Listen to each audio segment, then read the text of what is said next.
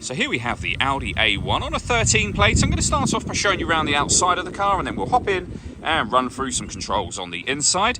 From the outside of it, you can see it's a 5-door car with alloy wheels. Let's start off inside the boot area first of all. As we approach the back of the car, you can see we have reversing sensors.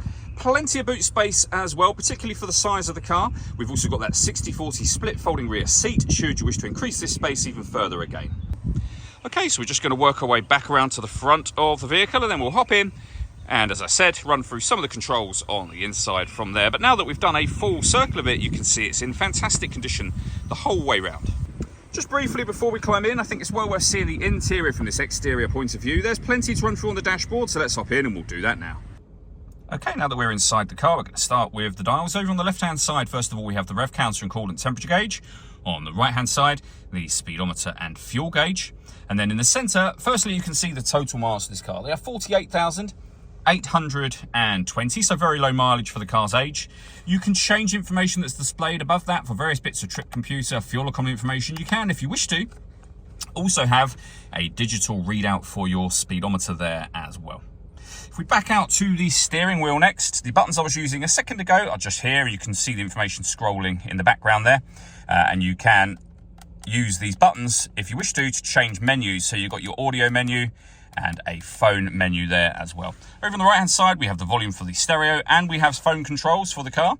You can only use the phone controls once you pair the phone up to the vehicle, and that is done over on this screen in the center just here. Under the telephone heading, you can then go to settings and pair your phone from there. The movement that I'm making on the screen, incidentally, is being done using this dial just here. These buttons relate to the 4 corners of the screen, and I'll come back to that in just a second. You can access certain menus directly from here should you wish to. We're on the main menu, for example. If we went back to telephone, you would be on your telephone menu on the main screen. I mentioned the 4 corners a moment ago.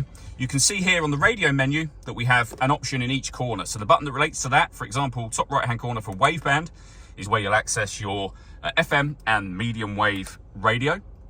We can come back out to the main menu. We can rotate the dial to media. This is where you'll listen to your own music. We have a CD player, as you can see. Top right hand corner for source will give you your other ways to listen to music. So SD memory card input, Audi's multimedia interface, and once you paired your phone, Bluetooth audio as well.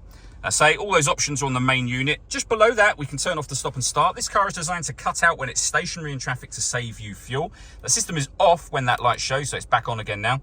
We have our hazard warning lights, the CD player, 2 SD memory card inputs, as you can see, the main volume for the stereo just there. Beneath that, we then have air conditioning, so you can determine the temperature, fan speed, and the direction the air is being distributed in. The air conditioning is off at the moment. This button will turn it on, and it's on when that light shows. You can recirculate the air that's in the car. That's a great way of heating it up or cooling it down quickly depending on the temperature you've set over here. We have beneath that traction control, rear heated screen, a 12-volt charging socket, 2 cup holders, and then a 6-speed manual gearbox. All that leaves me to say is thank you for taking the time to watch this video. If you'd like to come and see the car for yourself and have a test drive, please feel free to give us a call here at 7daysonly.co.uk. We'd love to hear from you soon.